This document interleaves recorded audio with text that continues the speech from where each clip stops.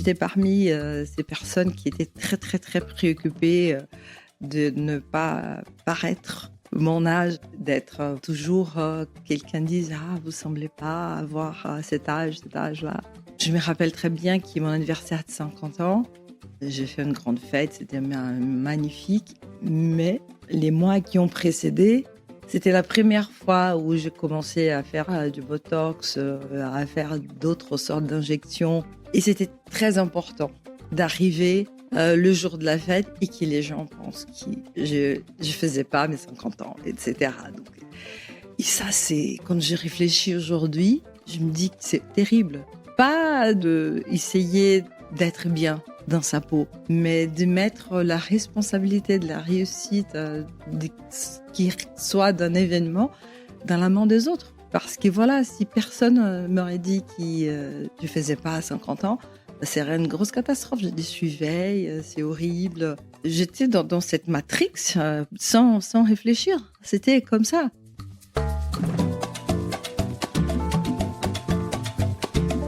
Cet été, je vous emmène en voyage à travers les continents pour aller rencontrer des femmes de toutes les cultures qui, elles aussi, traversent la ménopause.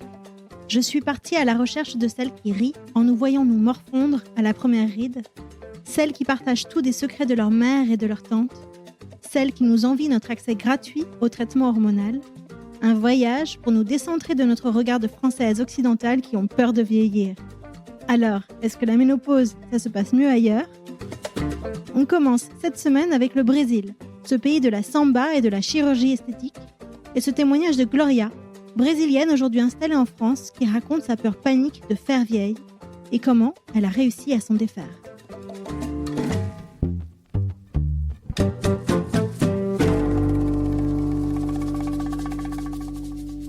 Bonjour Gloria. Bonjour Aude. Merci de venir chez moi pour ce rendez-vous ensemble. On s'est rencontrés via Instagram. C'est quelqu'un qui nous a mis en relation et qui a vu mon appel à témoignage et qui a relayé jusqu'à toi. Tu vis en France depuis déjà pas mal de temps. Tu as aujourd'hui 55 ans, bientôt 56. Exact. Tu es très engagée sur les sujets de femmes de 50 ans et plus. Et tu connais très bien à la fois le Brésil et à la fois la France. Donc, tu es le témoin idéal pour nous parler des différences entre les deux pays. Exactement. Alors, raconte-moi un peu comment sont les Brésiliennes. C'est ça qui m'intéresse d'abord. Comment on vieillit au Brésil ? Ça donne quoi ? Ah, là, il y a une énorme différence entre les générations, par exemple de ma mère, ou les générations au-dessus et maintenant. Le Brésil, comme c'est un pays très penché sur la jeunesse, sur le corps, sur l'apparence, le vieillissement, c'est un tabou énorme. Et il y a cette place des femmes, justement 50 plus, quand elles sont déjà à la retraite. Au Brésil, la retraite vient de changer. On vient d'avoir une réforme il n'y a pas très longtemps. Donc, à savoir, jusqu'à 106 ans, une femme de 52, 53 ans, elle serait déjà retraitée. C'est le moment de s'occuper de petits-enfants. Et cette génération à qui j'appartiens, c'est une génération qui a effectivement vraiment travaillé. La génération de ma mère, elle a travaillé, mais voilà, dans des jobs des femmes, surtout à temps partiel, étaient moins engagées dans vraiment une carrière, évidemment à quelques exceptions près. Et ma génération, c'était déjà différente. Et ça a engendré énormément de différences. Maintenant, justement, quand ces femmes elles commencent à avoir 50 ans, j'ai dit que nous faisons partie de la génération qui fait une vraie révolution. De la cinquantaine, de la maturité, des femmes ménopausées, etc. Et je pense que cette révolution, elle est quand même mondiale. Quand on pensait que le Brésil, il est en train de vieillir en 15 ans, ce que l'Europe a vieilli en 100 ans, j'ai dit l'inversion de la pyramide d'âge, elle s'est passée beaucoup plus vite là, ces dernières années, au Brésil, qu'en Europe, on vieillit depuis un moment. J'ai dit la population plus âgée, elle s'agrandit depuis très longtemps. Toutes les politiques publiques, cette pensée, cette réflexion, elle a commencé il y a quelques années. Alors, pour commencer à parler un peu des différences du vieillissement au Brésil et en France c'est tout à fait naturel de voir des couples mûrs, plus âgés de 50, 60, 70, voire 80 en voyage, au resto, au théâtre, au ciné. On voit partout. Au Brésil, pas tout à fait. C'est des choses très segmentées. On voyait beaucoup moins les gens sortir pour faire beaucoup de choses. C'est pas qu'ils ne sortent pas, mais il y a 15 ans, c'était les personnes plus âgées, on allait voir ensemble en caravane pour faire certaines choses, mais pas dans la vie de quotidien, à fréquenter les mêmes restos, les mêmes bars. Je vois beaucoup plus ça en France. Donc déjà, ça, c'est une différence énorme quand nos yeux sont habitués au Brésil et qu'on vient ici. Quand on habite ici tout le temps, peut-être qu'on va pas voir ça, mais je vois bien mes amis qui viennent du Brésil et qui font partie du mouvement. Elles arrivent ici, des fois, elles prennent des photos partout parce qu'elles trouvent chouette, justement, ces couples plus âgés en train de dîner tranquille. Donc, c'est une bêtise, mais voilà, ça fait partie du quotidien, que ça fait une énorme différence. Avoir cette continuité des vies, de faire plein de choses qu'on aime, qu'on a envie, de continuer à avoir des projets des voyages, des projets d'acheter quelque chose. Et ça, c'est beaucoup plus courant en Europe. Je pense que ça devient d'une organisation financière peut-être il y a ici depuis un moment et qui au Brésil, il y a voilà ceux qui ont de l'argent qui vont avoir une retraite sûrement calibrée et une énorme population qui va devoir continuer à travailler même après justement être à la retraite. Donc ça, c'était toujours très courant. Quelqu'un qui est retraité, mais qui est toujours en train de bosser. Première grande différence. Et nous sommes beaucoup plus exposés au niveau du corps. Justement, ces shootings beauté, être préoccupé par son corps, par son visage, pas spécialement des chirurgies, mais toutes sortes des Du botox, procédures des voilà, injections? esthétiques. Il y a en France, bien sûr, il y a en France, mais quand on sait qu'il est le Brésil, autre jour, j'ai cru que c'était les États-Unis, mais autre jour, j'ai entendu que le Brésil est devenu, voilà, numéro un en chirurgie esthétique. Donc voilà, Dans toutes les classes d'âge, ça veut les tout jeunes dire. comme les plus Je sais anciennes? pas, je sais pas, je vais pas vous dire des bêtises, je sais pas s'il y a une différence là-dessus, mais il y a une énorme course contre l'âge. J'étais parmi ces personnes qui étaient très, très, très préoccupées de ne pas paraître mon âge, d'être, voilà, toujours quelqu'un dise: «Ah, vous semblez pas avoir cet âge-là». Je me rappelle très bien qu'il y a mon anniversaire de 50 ans. J'ai fait une grande fête, c'était magnifique. Mais les mois qui ont précédé, c'était la première fois où j'ai commencé à faire du botox, à faire d'autres sortes d'injections. Et c'était très important d'arriver le jour de la fête et que les gens pensent que je faisais pas mes 50 ans, etc. Donc, et ça, c'est quand j'y réfléchis aujourd'hui, et je me dis que c'est terrible. Pas de essayer d'être bien dans sa peau, mais de mettre la responsabilité de la réussite, qui soit d'un événement, dans la main des autres. Parce que voilà, si personne m'aurait dit que je faisais pas à 50 ans, ça serait une grosse catastrophe. Je dis, je suis veille, c'est horrible. Et j'étais dans cette matrix sans réfléchir. C'était comme ça. Donc tu es allée faire des injections de botox quelques mois avant la fête Quelques mois avant la fête, pour la être première fois, parfaite pour être parfaite. et pas juste avant pour que ce soit pas raté? Tu as réfléchi à te dire un peu avant pour avoir Ah non, temps de non, t'habituer? et là, en parlant au dermato, voilà, il fallait faire tel temps avant, tel temps avant. J'ai pris des médicaments pour maigrir, chose que j'avais jamais fait de ma vie. Une catastrophe. Tu t'éteins les cheveux? Non, mes cheveux, ils sont en blanc depuis 2019. Mais j'éteins mes cheveux pendant 28 ans. Et moi, j'étais le genre à ne pas admettre un doigt de racine. Donc vraiment, j'étais déjà à tous les 15 jours. Ça, je crois toujours, où on teint le cheveu, il y en a bien propre, on va dire, ou voilà, on laisse. Mais une fois que j'avais choisi d'avoir les cheveux colorés, il fallait qu'ils soient nickel, parfait, tout le temps. Et en arrivant à nouveau en France en 2019, quand je suis revenue, Un coiffeur, il m'a dit: «Vous pensez pas à laisser vos cheveux, naturels? Il y a plein de femmes de 50 ans qui font ça». Alors j'avais pas dit mon âge. J'étais outrée. J'ai dit: «Mais quoi je mêle? Pourquoi elle me dit ça? Quelle horreur!» et là là là.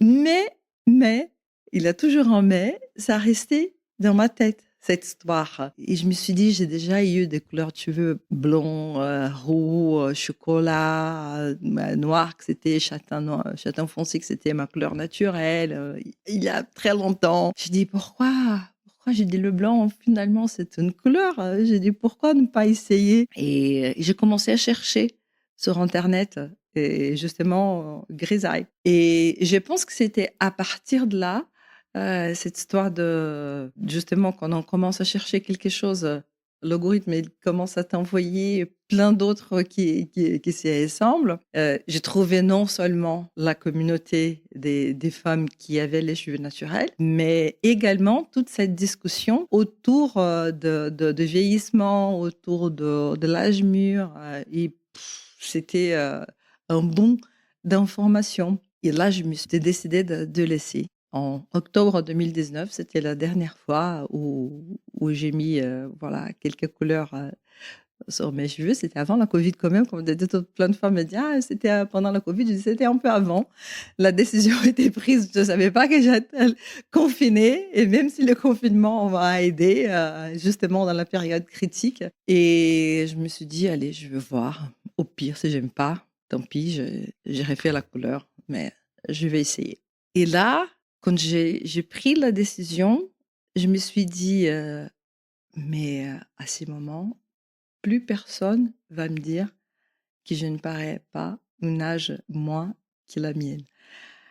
Et là vraiment, j'ai eu le déclic. J'ai dit: «Ça va pas du tout. Si je veux faire quelque chose et ma préoccupation est le regard des autres, qu'est-ce que les gens vont penser de moi?» J'ai dit: C'est pas correct ça, c'est pas bon». Et tu dis, il faut se débarrasser du regard des J'ai autres. dit: «Il faut me débarrasser», mais c'est pas quelque chose de facile, Aude, hein. C'est pas du tout facile. Se débarrasser du regard des autres parce qu'on sait même pas, le regard des autres, il t'a bâti. C'est toute une structure sociétale qui t'envoie plein de messages.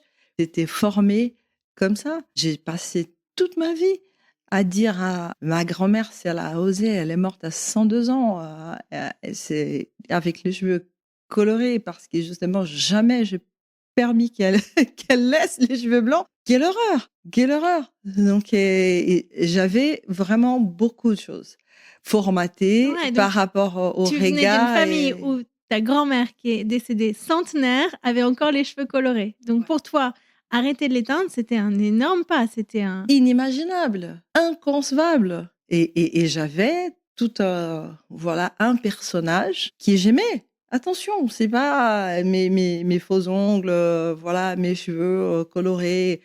J'aimais bien, c'est pas le cas. Mais il y a eu un moment où quand on a pensé à essayer autre chose, ça m'a dérangée, qui la préoccupation, c'était pas: «Et si j'aime pas?» Si j'aime pas, j'aurais fait. C'est facile, mais qu'est-ce que les autres vont penser? Ma préoccupation, c'était pas envers moi, c'était envers les autres et là, j'ai fait un gros plongeon justement dans une réflexion que c'est une réflexion très difficile, une réflexion très longue, une réflexion très douloureuse et toute cette communauté sur internet, avec tous les problèmes qu'il peut y avoir internet, Instagram, Facebook et cetera, tous les réseaux sociaux, c'était très utile, vraiment. Évidemment, il faut filtrer toutes sortes d'abominations qu'il peut y en avoir. Écouter des témoignages, voir que d'autres femmes avaient justement ces mêmes batailles et surtout, qu'est-ce que c'était très important et pourquoi je mène, aujourd'hui, tout ça? Et parce qu'il faut que les femmes sachent qu'elles sont pas toutes seules. Quand on s'isole, l'âge mûr, arrive et on a honte d'être ménopausée, on a honte d'avoir chaud, de ne pas voir, comme avant, de ne pas se rappeler de certaines choses. Il faut savoir qu'on n'est pas toute seule, qu'il y a toute, même ta copine qui tu vois pitante, belle, magnifique, elle aussi, elle sent la même chose. Peut-être qu'elle a un problème, qui peut-être sont plus sérieux. Il faut accueillir les gens et informer surtout. informées de tout ce qu'elles peuvent faire.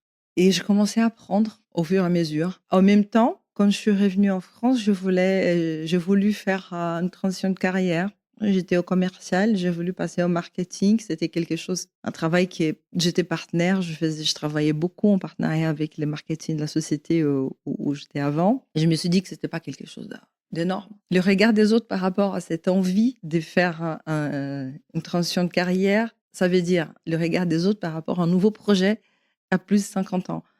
C'était très choquant. Les gens me disaient ah mais à ton âge, quand même tu veux changer, estime-toi heureuse si tu retrouves un job en France. Alors en plus dans un nouveau métier, je trouvais ça hyper bizarre parce que je voyais pas du tout un problème à mon âge là-dessus. Et c'était justement au moment où toute la discussion de l'augmentation de l'âge pour la retraite a commencé.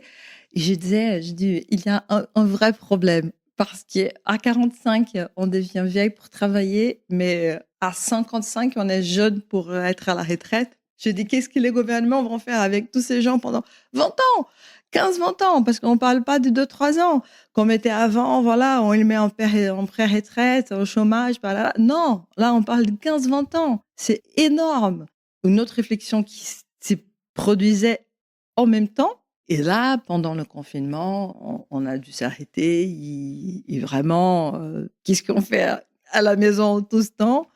J'ai décidé de me former. J'ai oublié le marketing. J'ai plongé dans le coach et je me suis dit, il faut absolument que j'accompagne les femmes dans leur reconversion professionnelle et transition de vie parce qu'il n'y a pas que la reconversion professionnelle, il y a on dit ce deuxième acte de la vie, même celles qui sont financièrement très équilibrées, il y a une réflexion, qu'est-ce que je veux faire maintenant? Qu'est-ce que je veux faire après une retraite, quand je suis licenciée, quand je n'ai plus envie de ce travail, j'ai envie, moi, de quitter y faire autre chose. Donc, les cheveux blancs, la ménopause et le nouveau travail, ça fait tout un gros mélange. Donc, tu as vraiment changé de métier à ce moment-là, au moment de la ménopause. La ménopause était déjà arrivée. Ouais. Alors, pour toi, la ménopause, c'était arrivé quand? Je sais pas trop. C'est marrant de dire ça parce que justement, j'avais un stérilet d'hormones, donc le Mirena, qui depuis 40 ans, 39-40 ans, après mon deuxième enfant, j'ai eu le Mirena. Quand j'ai retiré, 7 ans après, j'ai plus de règles. J'avais pas eu des symptômes trop importants. J'avais eu un peu les chaleurs. Je comprenais que ça, c'était le début de la ménopause. Mais c'était même pas les chaleurs, comme j'ai entendu déjà des témoignages qui te réveillent la nuit, qui étaient en âge, etc. Non, j'avais plus de chaleur que les gens qui étaient à côté de moi d'un coup, mais c'était pas vraiment très important. Donc en fait, le stérilet avait adouci les symptômes, ce qui fait qu'ils avaient été. Je sais pas si c'est le stérilet qui adoucit, mais il a masqué la suspension des règles. Donc je savais pas comment on n'a pas de règles avec ces stérilets. Quand j'ai retiré, que j'ai pas eu, j'ai continué à ne pas avoir. Mais voilà. T'as réagi comment à 46 ans, de dire oh là, en fait, elles reviennent pas? J'ai réagi à 40 ans. Quand j'ai eu 40 ans, je commençais à désespérer pour la ménopause. Donc, pour que tu aies une idée du poids, de la méconnaissance des gens par rapport à ces processus. J'étais en thérapie en ce moment pour d'autres raisons. Ma thérapeute, elle était une femme, je pense, une quinzaine d'années plus âgée que moi. Et un jour, quand je l'ai dit, j'ai dit, il faut absolument que je fasse quelque chose parce qu'il décide, la salle des 50, c'est la fin de la vie. Mais vraiment, la nana désespérée. Et elle a dit, pourquoi? J'ai dit, parce que la ménopause, ça va tout finir. Elle a dit, mais moi, je suis pas finie. Je suis pas finie. J'ai un mari, on sort, on voyage. Voilà. Et elle a dit, on fait l'amour. Pas de problème. Elle a dit, c'est pas une catastrophe. Elle a dit, si c'est une catastrophe, un médecin peut t'aider. Mais tu parles, j'entendais pas ça. Ça m'a rassurée un tout petit peu. Ton cerveau de brésilienne en rajoutait des couches. Mon cerveau me disait que j'allais finir ma vie en 10 ans. C'est horrible. Et je rencontre ces femmes aujourd'hui. Je rencontre ces femmes qui ne veulent pas venir à nos réunions. On en va parler, par exemple, de la sexualité pour les femmes mûres parce qu'elles ne se sentent pas en femmes mûres et elles n'ont pas envie d'être liées à ces groupes-là. Si je mets un chiffre dans le titre de mes rencontres, alors oublie tout. Et là, même celles qui ont déjà 50 ans, elles veulent pas être pointées. C'est vraiment très, très pesant. Absolument. Mais alors, du coup, reviens sur les Brésiliennes. Comment ça se passe la ménopause là-bas? Par exemple, concernant la santé, je pense qu'il y a beaucoup plus de médecins qui vont prescrire un traitement hormonal. Le grand problème aujourd'hui, c'est qu'il y a d'un côté les médecins qui ne veulent pas prescrire. Ils font presque un terrorisme par rapport à la possibilité d'un cancer, etc.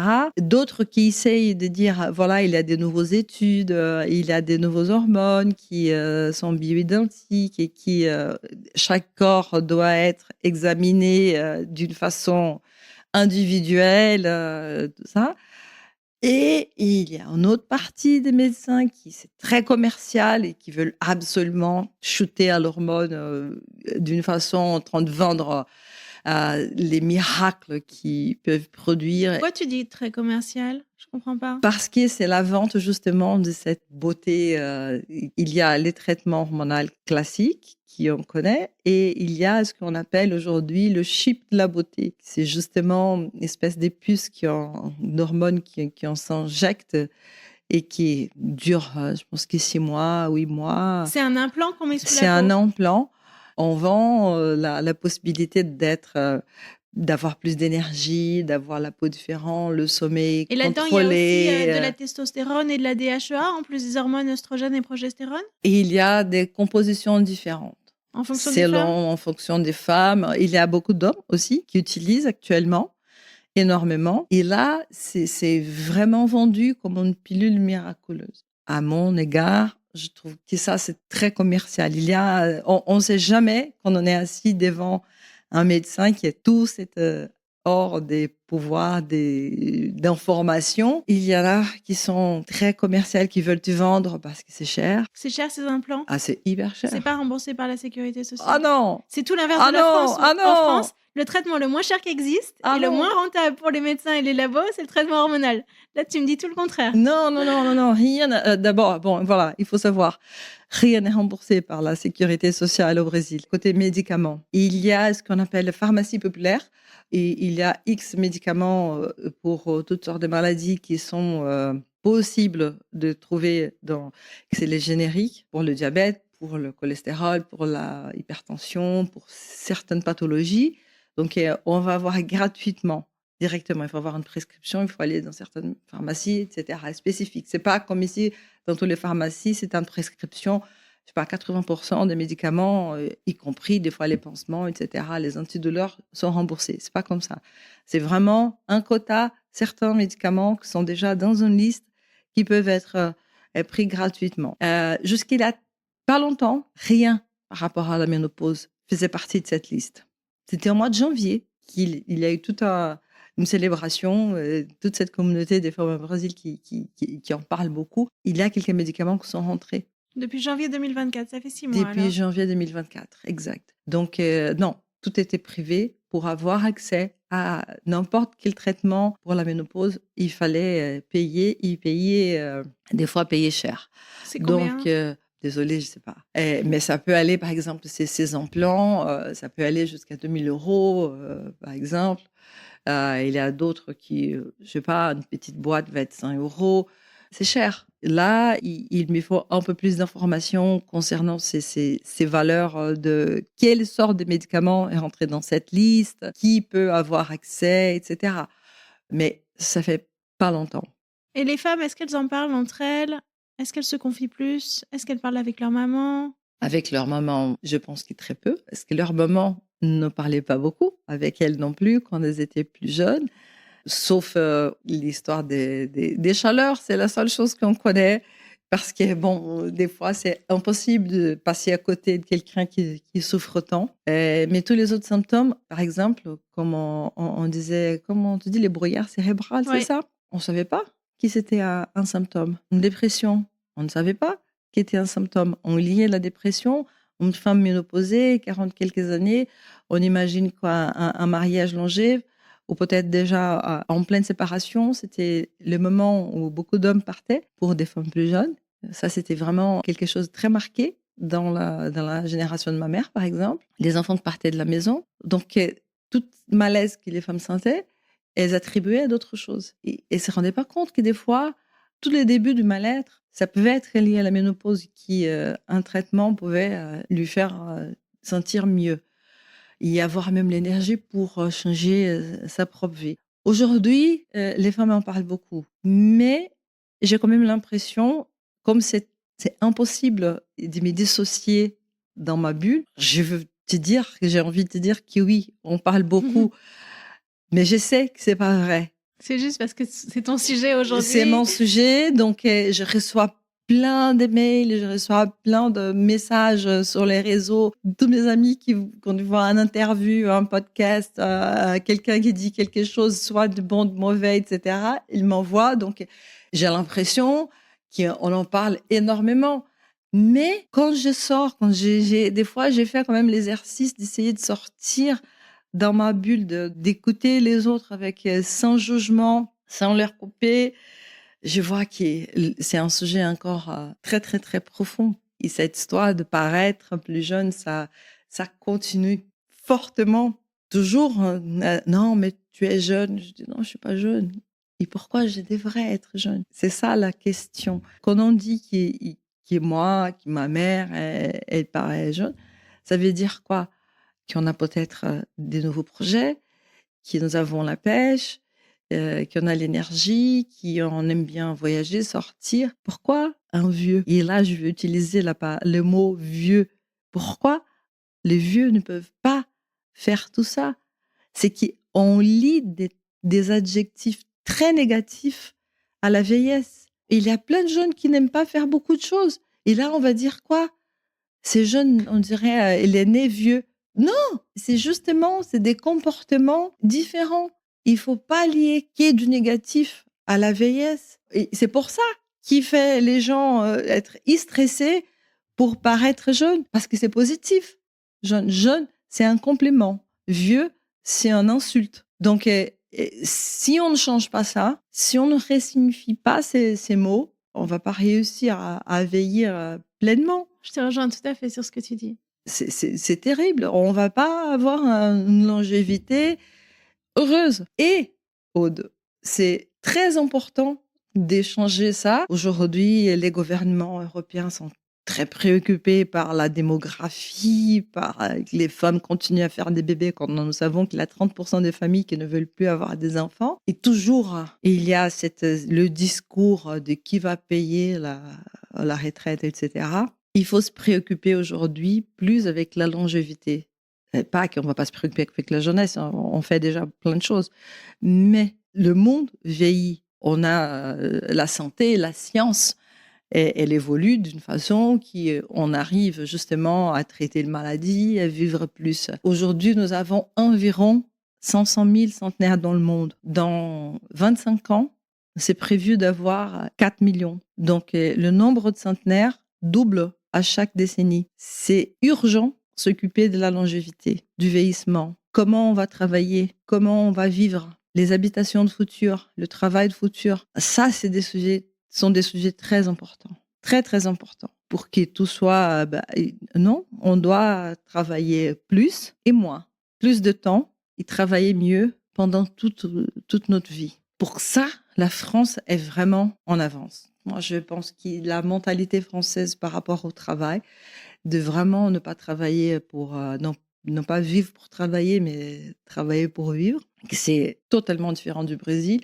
Le Brésil, c'est très le modèle américain de bosser, bosser, bosser. Le travail 44 heures par semaine. Déjà, ça, c'est en justice. Après, des fois, les gens font plus, 50, 60 heures. Et évidemment, on ne peut pas avoir une vie saine avec cette charge de travail.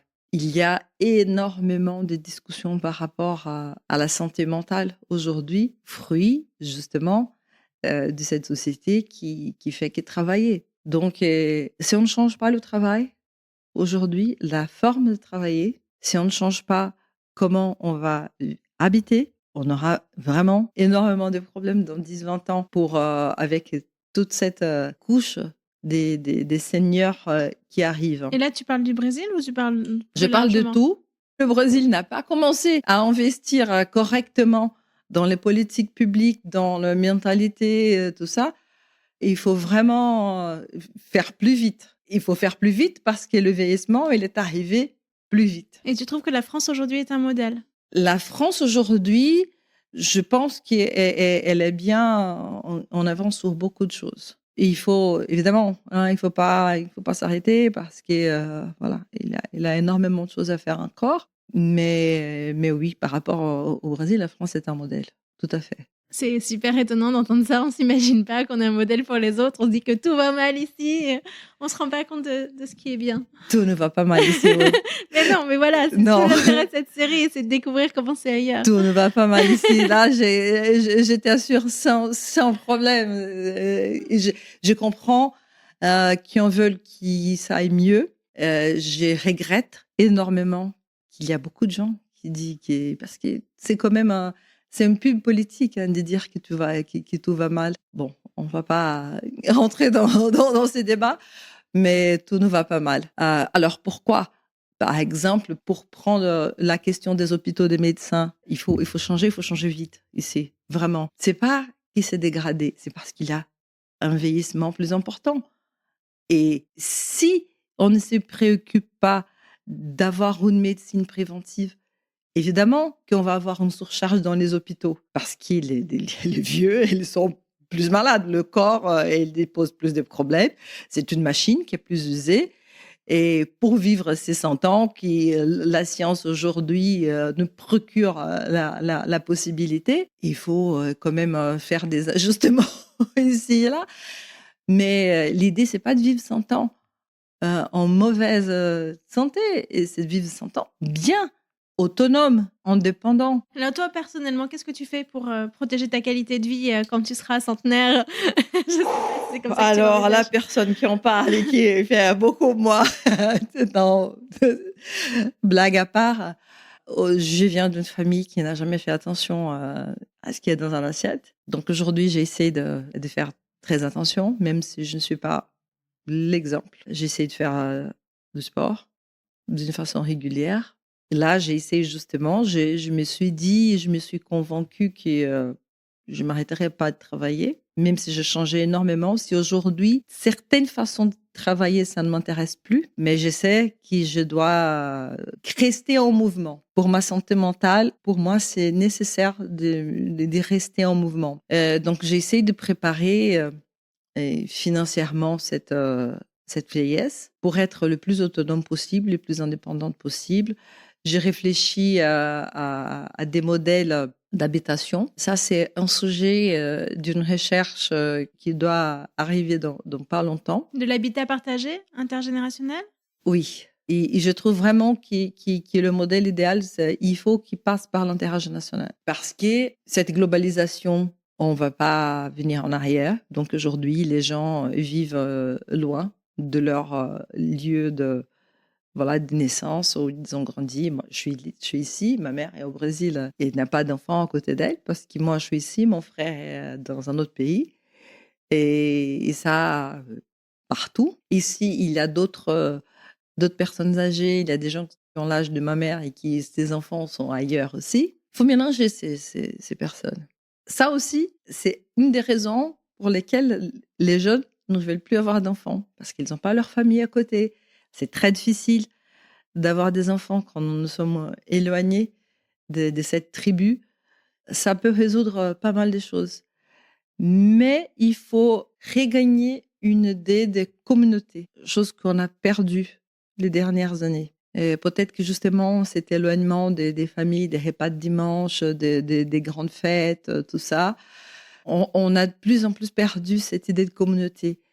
Et c'est essentiel que cette idée de communauté revienne. Parce que pour bien vivre longtemps, surtout, il faut avoir de bonnes relations. Parce que les bonnes relations, avoir un réseau qui te soutienne, ça te fait justement mieux manger, ça te fait bouger. Des fois, on n'a pas envie qu'on en est tout seul dans notre appartement. On mange n'importe quoi, on va pas se lever pour faire sa promenade, pour faire son exercice. Et tout ça, ça engendre justement les problèmes de santé et une perte d'autonomie. L'étude des Blue Zones elle montre ça, hein, donc que justement l'investissement dans des communautés, c'est très important. Voilà, on s'était éloigné un peu de la ménopause, mais je pense que ça rejoint quand même les sujets. Et sur cette idée des communautés, tu constates le même délitement aussi au Brésil? Les gens en parlent aussi aujourd'hui, c'est toujours pareil. C'est quel est le grand problème du Brésil? Et la grande différence, c'est que ça va générer des différences partout. C'est le fossé social qui peut exister. Donc, ce fossé social, cette différence énorme entre le très riche et le très pauvre, ben, les discussions, elles sont aussi... en France, il y a des riches, il y a des pauvres, bien sûr. Il y a des milliardaires et il y a des... Voilà, smicards, oui. Mais il y a une dignité et qu'on ne retrouve pas au Brésil, dans la pauvreté. Et là, il y a des discussions qui les pauvres ils vont regarder et dire je m'inquiète, qu'est-ce que je vais manger ce soir? Alors là, vos histoires des ménopauses, des machins, ça leur passe au-dessus de la tête. Parce qu'il y a une urgence qui c'est de survivre et de manger. Donc ça après, tout ce que je t'ai dit ici, c'est par rapport à une classe moyenne, voire moyenne haute. Il y a une énorme population qui est exclue de la discussion parce que si nous, on n'a pas le temps, on n'a pas information des professionnels de santé, alors eux, ils n'arrivent même pas à voir un médecin pour faire les examens classiques qu'on doit faire tous les années. Ouais, on en est loin. Cette question des très fortes inégalités qu'on retrouve en Amérique latine par rapport à ce qu'il y a en Europe, c'est vrai que ça rentre en ligne de compte et on ne le voit pas immédiatement. Exact. Parce que toute cette discussion-là, voilà, je parle, c'est sur une couche sociale qui, au Brésil, c'est une couche sociale élevée. Ici, c'est une classe moyenne, mais là, c'est une moyenne haute qui va avoir cette discussion. Parce qu'ils sont elles qui ont accès aux médicaments s'il faut, même si ça coûte cher, voilà, ils vont faire en sorte d'en avoir. Donc, la grande différence, je pourrais résumer, c'est cette rapidité que le Brésil commence à vieillir et cette énorme différence sociale qui va générer qui, justement encore plus de différences sans accès à l'information et à la santé. J'aimerais bien revenir à toi et à tes relations familiales. Tu dis que tu n'as pas beaucoup parlé avec ta mère de tout ça, mais du coup, quelles sont les règles que tu n'as pas envie de passer à tes enfants ou au contraire que tu as envie de leur passer, à la fois de la culture brésilienne, de ta culture familiale, de la culture française? Ce serait quoi maintenant pour toi le bon mix? Déjà, j'ai pas de filles, j'ai des garçons, donc il y a une deuxième question, c'est de les intégrer dans la discussion, dans toutes les discussions des femmes, déjà, de parler justement qui s'intéresse au corps des femmes, au fonctionnement, pour comprendre plein de choses. Donc, c'est pas toujours évident. Des fois, j'en parle, des fois, j'envoie des articles pour qu'ils se rendent compte. Et déjà, je ne veux pas qu'il y ait cette distance entre justement cette discussion pour que leurs femmes, leurs copines, leurs amis puissent être à l'aise pour discuter, pour qu'ils sachent ce qui se passe dans un corps de femme, c'est normal. Voilà, et il faut être compréhensible parce qu'il faut aussi qu'eux, ils aient une liberté pour parler de ce qui se passe dans leur corps. Parce que les hommes aussi, ils n'en parlent pas, hein, donc c'est encore pire. Et ils ont plus le droit à la vieillesse parce qu'un homme grisaille, c'est charmant, une femme grisaille, elle s'occupe plus d'elle. Ok, non? Et c'est plus accepté qu'un homme vieilli, mais ils ont quand même leurs questions. Donc j'ai essayé de normaliser tout ça par rapport à ces changements, à cette liberté de pouvoir échanger et non se cacher quand quelque chose change dans notre corps. Et oui, on n'a pas parlé de l'histoire des cheveux blancs. Au Brésil, c'est complètement différent. Même s'il y a aujourd'hui plus de femmes qui sont mises en naturel, alors c'est encore une grande discussion. Elles sont encore pointées. Il y a quelques-unes qui, OK, ah, c'est là. Et là, on dit, ah, parce que ses cheveux sont lisses. Ah, parce que, voilà, il faut être maquillé, il faut avoir des lunettes rouges. Enfin, on écoute des choses pas possibles. C'est encore très tabou, les cheveux naturels. Je dis pas qu'en France, c'est super accepté, mais j'ai l'impression que c'est beaucoup plus Quand je suis ici, j'ai jamais de remarques, très rarement. Je sais pas que j'ai jamais eu, mais très rarement. Des fois, j'ai des compliments, mais les gens n'osent pas trop me faire des remarques. Je mets le pied au Brésil, il y a plein de questions. J'ai déjà eu beaucoup de remarques. Moi, je n'ouvre pas trop la porte pour que les gens se mêlent de ma vie. Donc, c'est vrai qu'ils vont réfléchir deux fois avant de me dire quoi que ce soit. Mais j'ai plein de questions. C'est encore comme un animal exotique, une femme qui a les cheveux blancs. Donc, ils vont poser plein de questions. Pourquoi pas? Qu'est-ce qui t'a amené à faire ça? Encore aujourd'hui, j'ai même mes pieds, paf, ça commence les questions. C'est bien marqué. Voilà, je suis arrivée au Brésil. Est-ce qu'il y a des grandes personnalités brésiliennes qui prennent la parole sur ces sujets-là? Est-ce qu'il y a Oui, des leaders d'opinion? oui, oui, oui, oui, oui. Beaucoup, beaucoup, beaucoup, beaucoup d'actrices qui ont la cinquantaine et qui ont commencé à en parler parce que ça commençait à faire la même chose qui est partout. Moi de job, moi de personnage, pas de personnage cinquantenaire en protagoniste. Ou s'il y a un personnage cinquantenaire en protagoniste, on va chercher un nana de 35 ans pour faire. Et là, on se dit, pourquoi on veut donner l'impression qu'une nana de 50 ans, elle a cette tête-là? Non, non, elle a 35. Pourquoi ne pas chercher une femme de 50 qui est une grande actrice pour jouer ses rôles? Donc oui, elles ont commencé à énormément en parler. Non, ça bouge. Ça bouge beaucoup. Ça, par contre, j'ai l'impression que ça bouge plus au Brésil qu'en France. Sur les plateaux, j'accompagne quand même, et je sens pas beaucoup. Alors, je sais pas, c'est parce que ces processus en France, c'était donné depuis très longtemps, mais je sens un peu moins clash ici. Il y a plus de revendications au Brésil pour obtenir un minima le traitement hormonal de la ménopause remboursé, qui Ouais. était la base, qui nécessitait d'avoir une prise de parole et donc qui a été une réussite. Alors qu'en France, on a quand même ce traitement à la française qui est donné depuis longtemps. Alors effectivement, il a beaucoup régressé, mais il a toujours Ouais. été disponible. Et aussi, peut-être, on est dans une société moins américanisée. C'est les actrices américaines qui ont été les premières à prendre la parole. Peut-être que les brésiliennes ont suivi plus vite et Peut-être. que les françaises ont été plus frileuses et que ça va venir maintenant. Un autre point, c'est qu'en France, on utilise beaucoup moins les réseaux sociaux. Beaucoup moins. Au Brésil, les gens se jettent dessus. Ici, j'ai plein d'amis qui n'utilisent jamais. Ils n'utilisent même pas WhatsApp. C'est encore SMS. Et alors, imagine Instagram, X, Facebook. Donc là, comme cette discussion, elle est beaucoup sur les réseaux, c'est peut-être pour ça que j'ai l'impression qu'en France, elle est moins importante. Parce que je vois pas trop. À la télé, on parle pas beaucoup au Brésil, hein. Je vois pas la télé brésilienne non plus, mais la discussion, elle se passe beaucoup sur les réseaux sociaux. Et ici, je vois pas. C'est pour ça que il y a quoi, 2-3 influenceuses qui je suis ici, qui en parlent. Alors, au Brésil, je te donne 20 noms comme ça. Celles qui sont devenues connues avec la discussion et d'autres qui, elles, étaient déjà connues par leur profession et qui ont pris la parole. Voilà, encore 2 différences. Ouais, non, ça, c'est une différence très importante. Je m'étais pas rendu compte, mais tu dois avoir raison. Les femmes de 50 ans utilisent assez peu Instagram, un peu plus Facebook.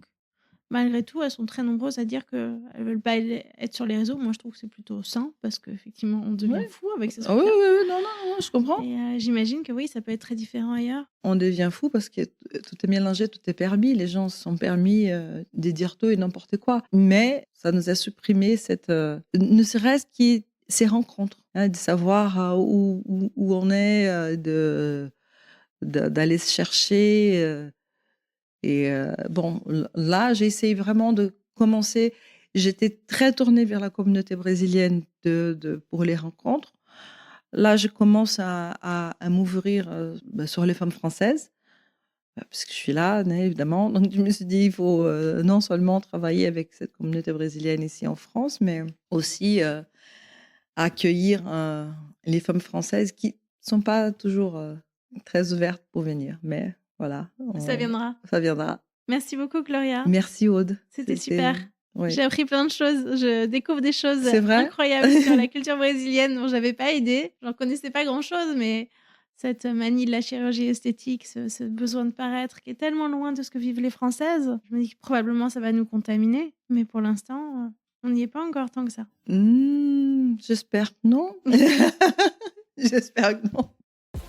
Merci à tous pour votre écoute. Si vous avez envie de prolonger l'expérience, vous pouvez vous abonner à ma newsletter. C'est mon espace caché pour penser au calme. Vous trouverez le lien dans le descriptif. Et puis aussi, j'adorerais que vous veniez me dire ce que vous avez pensé de l'épisode. On se parle sur Instagram ou sur LinkedIn, c'est comme vous préférez. J'ai hâte de vous entendre. À très vite.